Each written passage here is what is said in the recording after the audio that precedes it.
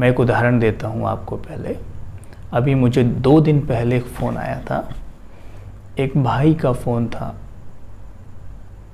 हाँ, I think दोनों ही थे, दोनों युगल, दोनों ने बात की थी। कभी वो स्पीकर शायद ऑन था उनका। तो उनका प्रॉब्लम ये था कि उनका जो बच्चा है वो बहुत फ़ोन देखता है, मोबाइल फ़ोन।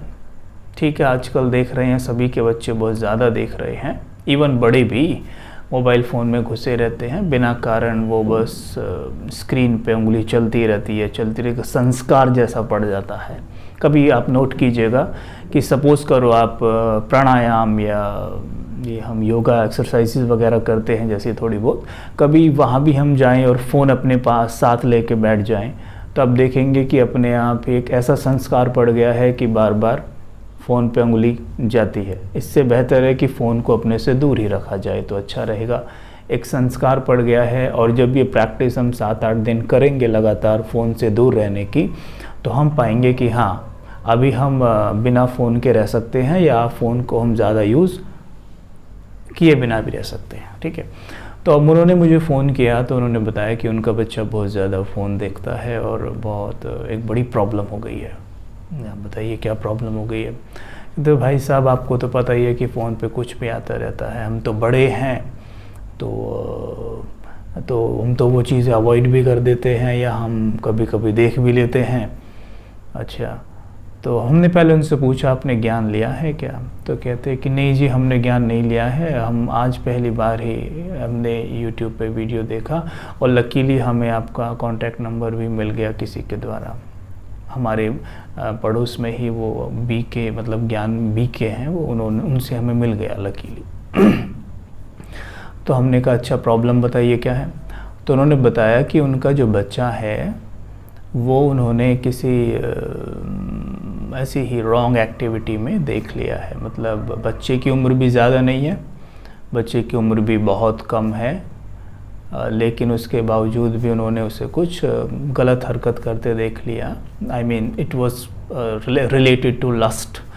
तो वो चीज़ को देखकर ही वाज रियली अपसेट, हिल गए वो। तो उन्होंने कहा कि, मैंने कहा तो फिर? तो कहते हैं कि हमें तो बहुत गुस्सा आया, हमने तो उसे बहुत पीटा। अच्छा, उसके बाद कहते हैं कि लेकिन मैंने कहा पीटा क्यों आपने? तो कहते हैं कि ये तो गलत चीज़ है ना। तो वेरी गुड, आप खुद ही एक्सेप्ट कर रहे हैं गलत चीज़ है। अच्छा, तो आपको कभी ये अपने लिए गलत लगी? तो उन्होंने कहा नहीं, हमारे लिए गलत क्यों है, हम तो मतलब बड़े हैं ना। अच्छा, ये चीज़ तो अनिवार्य है ना, इसके बिना तो संतान उत्पत्ति होती ही नहीं है। अच्छा, हमने उनसे पूछा कि आपको कितने बच्चे हैं? तो उन्होंने बोला कि 2। अच्छा, आपको और बच्चे भी अभी चाहिए? कहते नहीं। तो इसका मतलब तो अभी आप काफ़ी समय से पवित्रता की यानी ब्रह्मचर्य का पालन कर रहे होंगे। तो बोले बिल्कुल नहीं। तो क्यों? अगर इससे संतान उत्पत्ति होती है, ये चीज़ केवल संतान के लिए की जाती है, तो फिर अभी भी आप कंटिन्यू क्यों हैं? तो उनके पास कोई जवाब नहीं था। तो उनका कहना यही था कि क्या कहें कि एक आदत सी पड़ गई है, या क्या कहें, एक कोई किसी ने समझाया नहीं कभी इस बारे में अच्छे डिटेल में। आप गौर करिए कि हम सभी माता पिता या कोई भी अपने छोटों को बड़ा ज्ञान देते हैं, हम इस दुनिया को बड़ा ज्ञान देते हैं। मान लीजिए एक पिता खुद स्मोक करता है, खुद सिगरेट पीता है, बीड़ी पीता है, और वो अपने बेटे को देख ले सिगरेट पीता हुआ, बीड़ी पीता हुआ, तो उसका खून खौल जाता है और वो उसे मारने को भागता है। वो चाहता है कि मेरा बेटा ये ना करे, और वो चाहता है कि एक ही बार में उसका बच्चा मान जाए, वो छोड़ दे। लेकिन अगर संस्कारों को बदलना या आदतों को छोड़ना इतना आसान होता, तो पिता खुद से क्यों नहीं पूछता कि मैं जो स्मोक कर रहा हूँ मैं क्यों नहीं छोड़ देता? फिर अगर इतना ही आसान है तो मैं क्यों पकड़े बैठा हूँ उस चीज़ को? ऊपर से फिर हम उनकी पिटाई भी करते हैं। पिटाई अपने आप में ही टू मच नेगेटिव एनर्जी किसी को भेजी गई है। नेगेटिव एनर्जी का मतलब ये है कि जो संस्कार, जो पहले से नेगेटिव संस्कार उसने पकड़ा हुआ है, वो और स्ट्रांग हो जाए। क्योंकि नेगेटिविटी को ही बढ़ाती है ना, और पॉजिटिविटी को बढ़ाती है। तो यहाँ पर जब पिटाई होगी किसी की, अपने आप से हम एक प्रश्न करते हैं, मान लीजिए वो मैं हूँ, मेरा ये संस्कार है और मेरे माता पिता मुझे पीट रहे हैं, ठीक है, कि तुमने ये किया, तुमने ये किया, तुमने ये किया, बच्चा रो रहा है ना। आपको क्या लगता है कि आप वो बच्चे हैं कि वो चीज़ पिटने के बाद दोबारा कभी नहीं करेंगे? फिर आप एक ऐसा स्थान खोजेंगे, ऐसी जगह ढूंढेंगे, ऐसे मित्र बनाएंगे कि आपके माता पिता को वो बात ना पता चले, आप वो चीज़ वहाँ पर कर सकें।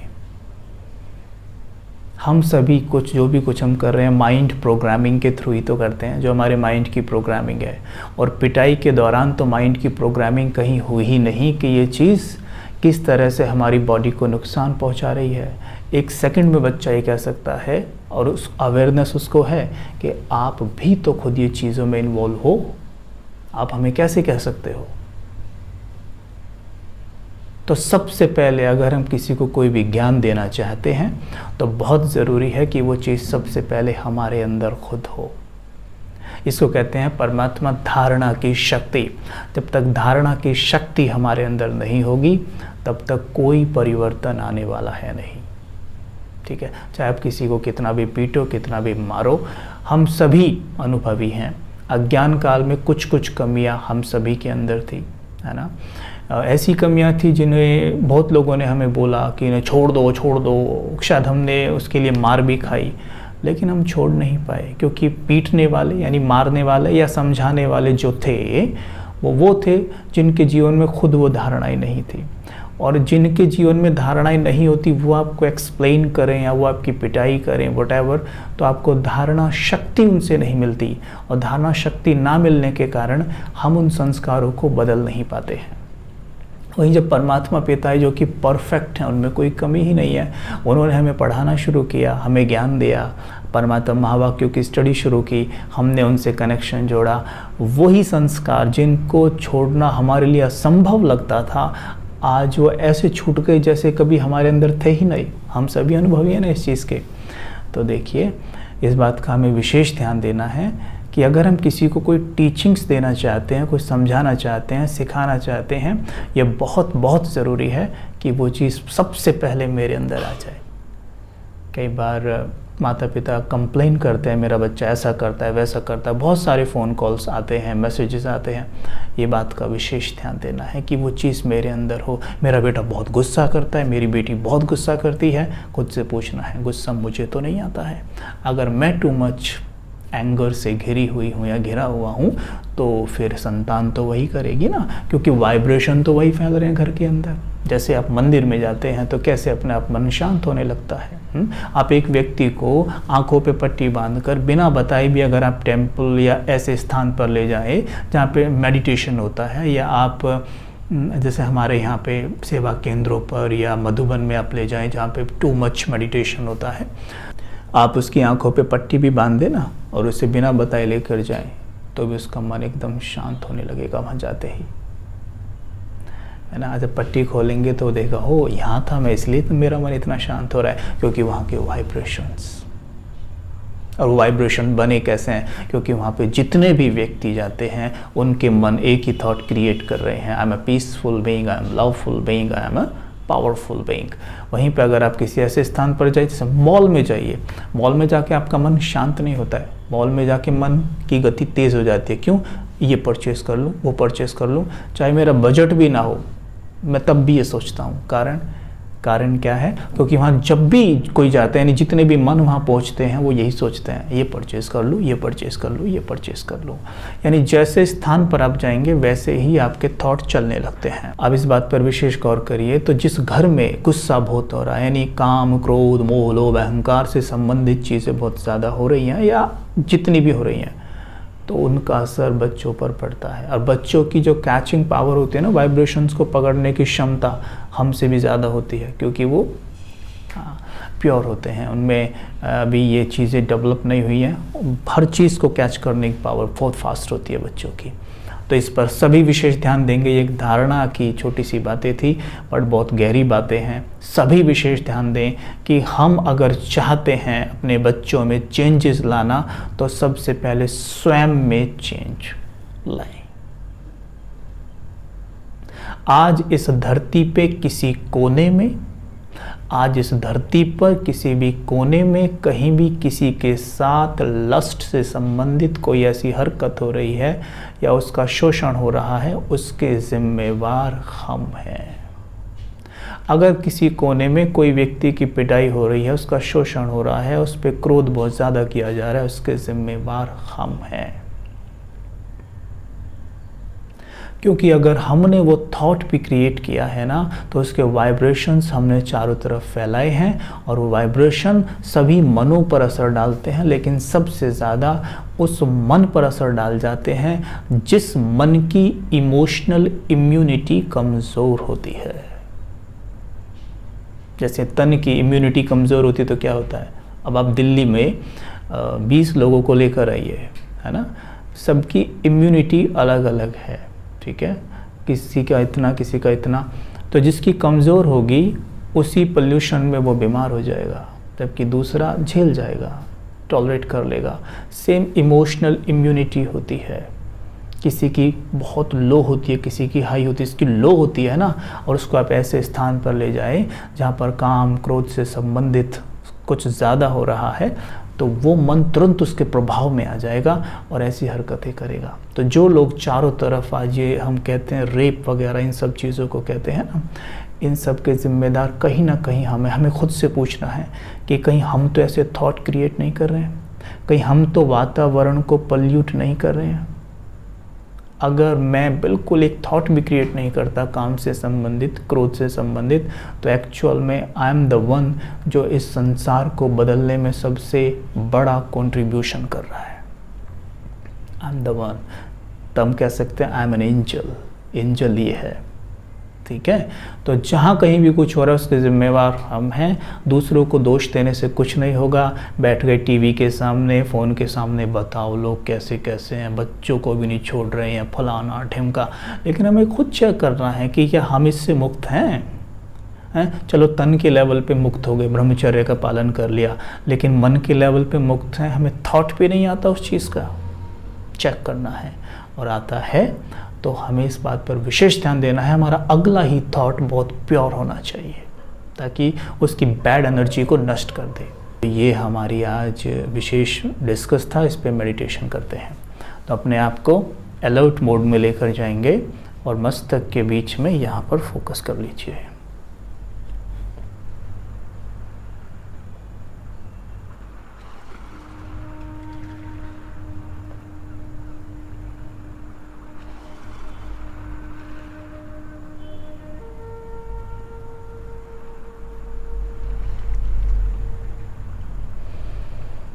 जो कमांड मिले उसके अनुसार ही स्वयं को देखेंगे। बहुत लंबी चौड़ी कमेंट्री आपको नहीं मिलेगी। जो थॉट मिले उसमें टिक जाइए, केवल स्वयं को देखिए।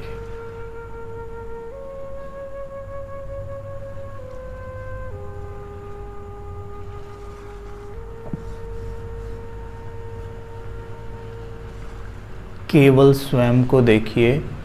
शरीर के अंदर मस्तक के बीच में बैठा है एक दिव्य सितारा।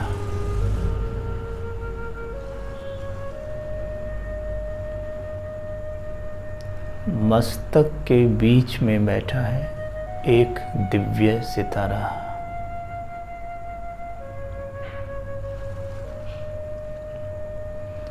मस्तक के बीच में बैठा है एक दिव्य सितारा। दिखने लगा है ना? एकदम हल्के होकर देखिए। कितना प्यारा, कितना शीतल, कितना सुंदर, आकर्षक, बेहद खुशबूदार, पवित्रता का नूर।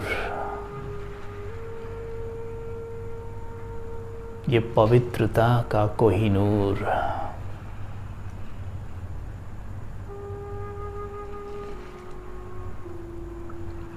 जिसका तेज मेरे ब्रेन में समाता हुआ स्पष्ट देखिएगा एकदम। ब्रेन में लाइट जाती हुई।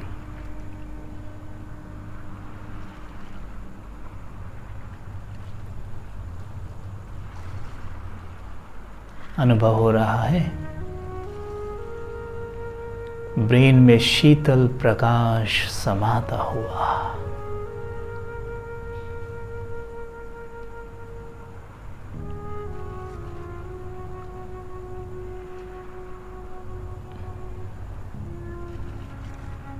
मेरे ब्रेन का एक सेल शांत होता हुआ, शीतल होता हुआ, पवित्र होता हुआ।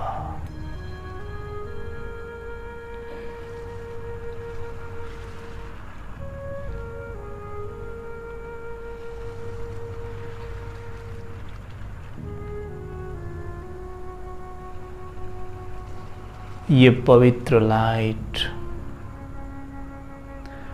मेरे पूरे शरीर में फैलती हुई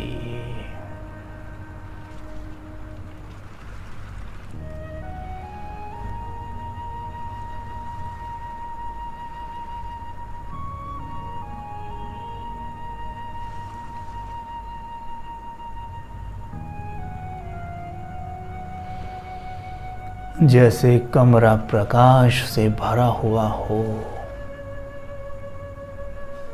वैसे ही मेरी देह अंदर से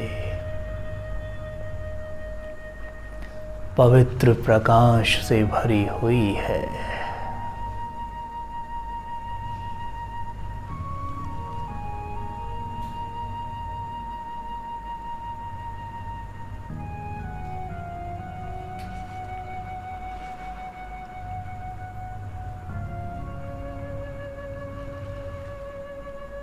मेरे अंग अंग में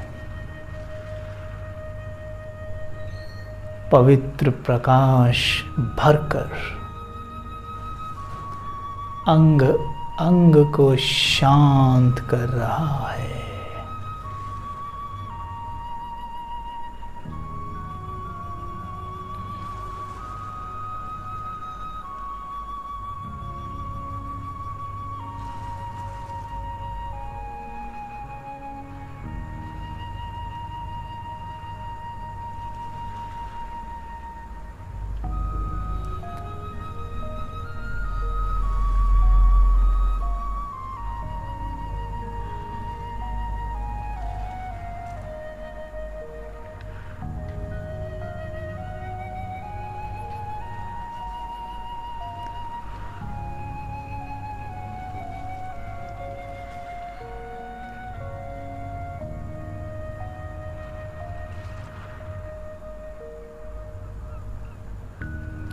जैसे केले के ऊपर से छिलका उतर जाता है,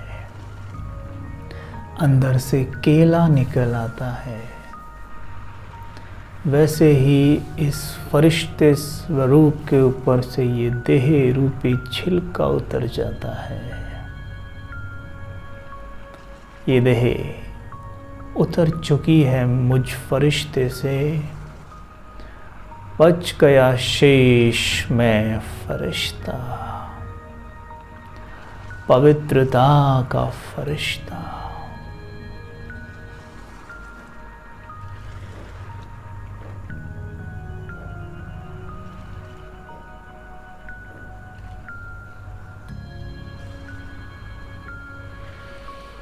मेरे अंग अंग से बहुत तेज प्रकाश चारों ओर फैल रहा है।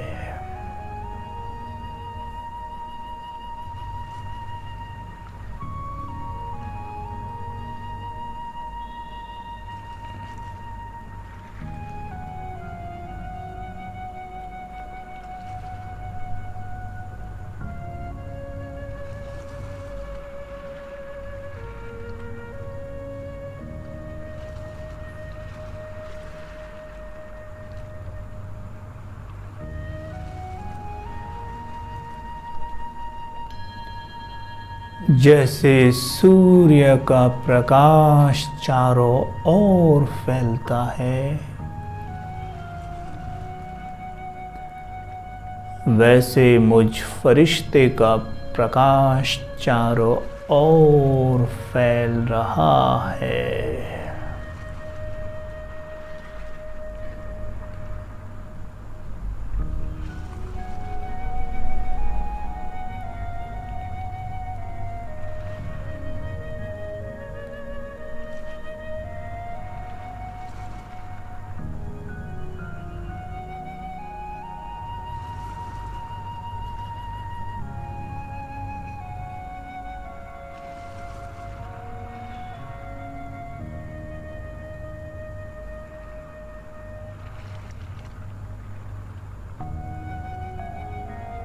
चारों ओर का वायुमंडल पवित्र हो रहा है।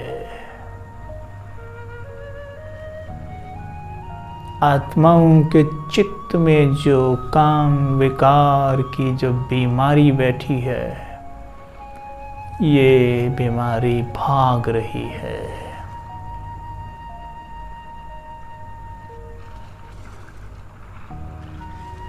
आत्माएं स्वस्थ हो रही हैं।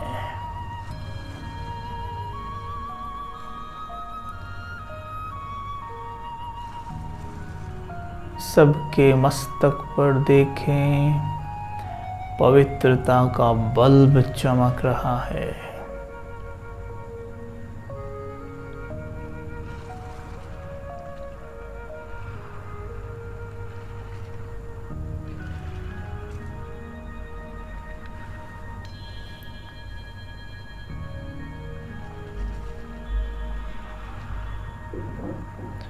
मेरे सर के ऊपर पवित्रता का फाउंटेन पड़ रहा है। पवित्रता के सागर शिव बाबा से पवित्र बौछारें मेरे ऊपर आ रही हैं।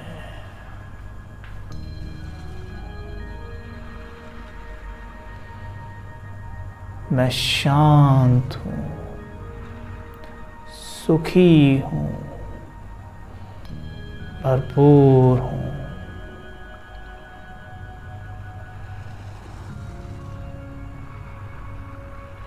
ओम शांति।